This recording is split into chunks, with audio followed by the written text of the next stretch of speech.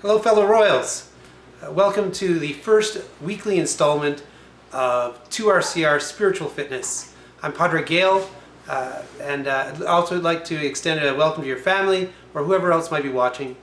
Tonight I want to go over with you something I started before this whole COVID-19 thing happened. It was actually a 7-step preparation for unexpected crisis. So these are 7 steps to help prepare for crisis, so that when it comes, that you're better able to endure and grow and learn from it.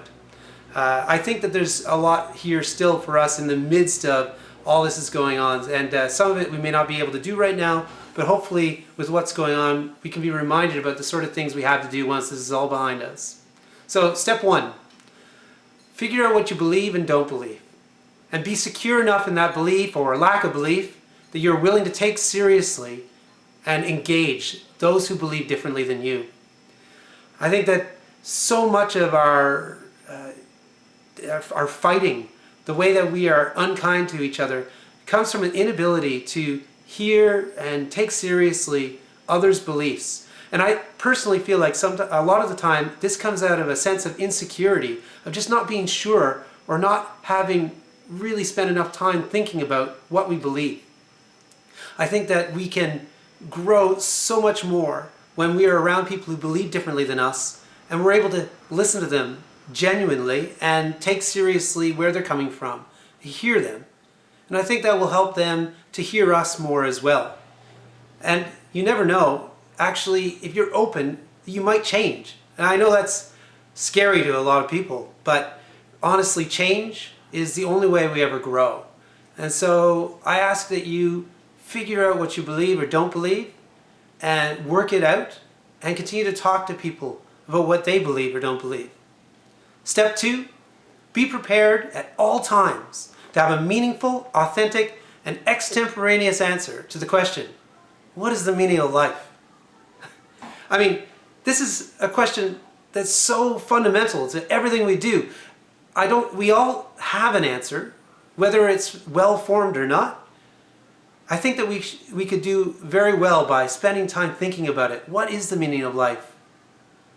So while you have the opportunity, think about this, and if the answer to your question, what is the meaning of life, gets challenged by whatever's going on around you, if it gets shaken, this is an opportunity for you to build something stronger, to have an answer that will endure better. Step 3. And this is key to surviving crisis in the military world. Take the training of the guy next to you as seriously as if your life depends on it, and treat everyone the way that you'd want them to treat you. All the world's major religions have the golden rule at their core, and that's, in the Christianity we say, love others as you would want them to love you. This is at the key of taking seriously others' training as well. I think that we're too quick to dismiss or ignore people that we feel don't have it as well, that don't have that we feel that don't have what it takes, or that maybe we think aren't as good as us. We have all kinds of terms for them. Well, I think if we take seriously their growth and training, then we actually grow stronger as a whole force and as a community. If we can take seriously the training of the guy next to us as if our life depended on it, well, we might find out that our life did depend on it. Step 4. This is one we can't do right now, but it is really important to remaining at peace when things get really hard, or when we're facing things and we don't know what the outcome is going to be, and that's to get our affairs in order. Have a will, a power of attorney, and consider the long-term emotional well-being of your family. When we go away as military members, or when things happen, we need to not be thinking about these sort of things. So when this all passes, as it will, and life goes back to whatever the new normal will be, this is one of the practical things that if you haven't done, you can do. To go talk to a lawyer, get a will, sort out your power of attorney, and consider the long-term emotional well-being of your family. Step 5 is don't be afraid. Our brains are designed for fear. They are. There was a time in our evolution when that noise in the woods could have very well killed us. Now, when you're at home and you hear a noise in the night, it's not very likely that it's somebody that's broken into your house. Whatever it is that causes us fear, whatever it is that causes us uncertainty, whatever it is that gets us riled up, these things are activating our amygdala. And we heard from Colonel Lipsky's video the other day that we need to train so that our frontal lobe, the rational part of us, can respond to fear so that we aren't reacting. So every time that you feel fear, I encourage you, this is an opportunity to be curious, lean in, learn. Whenever you feel a little bit afraid, this is an opportunity, especially when we are here in Canada, and especially, you're in Atlantic Canada, we're almost certainly safe. So act out of that sense of safety. Don't be afraid. Step 6, forgive. Forgive abundantly. Forgive radically. So many of us walk around with extra weight, and there are things that we have to carry around with us to be prepared for the things that life are going to throw at us. If you're in a war zone, you need to carry your rifle and you need to carry some basic supplies, but you don't need to carry an extra brick around with you in your rucksack. I think that people that are holding on to old grudges, this is like carrying around extra weight. It's going to wear you down.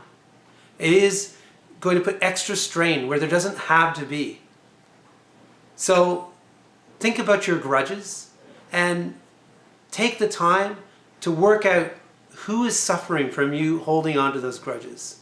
Let go, forgive, and move on so that you can be free. Step 7, and this is my favorite one, and how I've worded it on my sheet here is, live you worm. What I mean is, don't rush death, but don't wish your time away. Wait well, embrace boredom, and make wise choices with your limited time. Life is precious and it is good. Life is meant to be lived. Life is a great big juicy apple and you're meant to take a bite. So do it. Live your life. Whatever's holding you back, think about if it serves you well.